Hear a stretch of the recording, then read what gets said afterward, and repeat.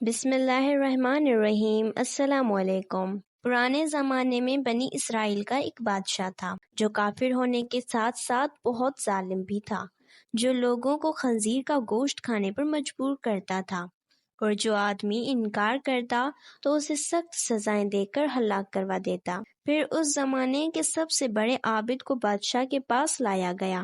لوگ اس عابد کے مرتبے اور فضیلت سے آگاہ تھے۔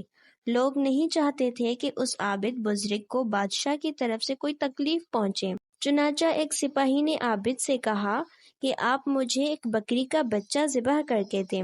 جب بادشاہ کہے گا کہ اس عابد کے سامنے خنزیر کا گوشت رکھیں تو میں وہی بکری کا گوشت آپ کے سامنے پیش کروں گا۔ بادشاہ یہ سمجھے گا کہ اس کی خواہش کے مطابق خنزیر کا گوشت آپ نے کھا لیا، اور اس طرح آپ بھی ہلاکت سے محفوظ رہیں گے۔ عابد نے بکری کا بچہ ذبح کر کے اس کا گوشت سپاہی کو دے دیا۔ جب عابد کو بادشاہ کے سامنے لایا گیا تو بادشاہ نے حکم دیا کہ خنزیر کا گوشت لایا جائے۔ منصوبے کے مطابق تو اس سپاہی نے بکری کا گوشت عابد کو پیش کیا۔ بادشاہ نے کہا میرے سامنے خنزیر کا گوشت کھاؤ۔ عابد نے کہا میں ہرگز نہ کھاؤں گا۔ یہ سن کر سپاہی نے اشارے سے بتایا کہ یہ وہی بکرے کا گوشت ہے جو آپ نے دیا تھا، آپ بلا جھجک کھا لیں۔ لیکن عابد نے بادشاہ کے سامنے وہ گوشت کھانے سے انکار کر دیا۔ ظالم بادشاہ نے سپاہیوں کو حکم دیا کہ اسے قتل کر دو۔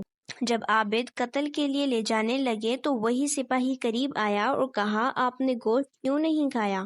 باخدا یہ وہی گوشت تھا جو آپ نے دیا تھا۔ عابد نے کہا ایسی کوئی بات نہیں، بلکہ میں اس بات سے ڈر گیا تھا کہ لوگ میری وجہ سے فتنہ میں مبتلا ہو جائیں گے، کیونکہ جب بھی کسی کو خنزیر کا گوشت کھانے پر مجبور کیا جائے گا تو لوگ کہیں گے فلاں عابد نے بھی تو مجبور ہو کر حرام گوشت کھا لیا تھا، لہٰذا ہم بھی کھا لیتے ہیں۔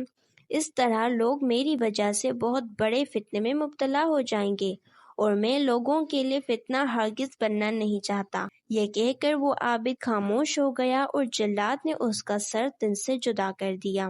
ملتے ہیں ایک دوسرے خوبصورت واقعے کے ساتھ، جب تک کے لیے اللہ حافظ۔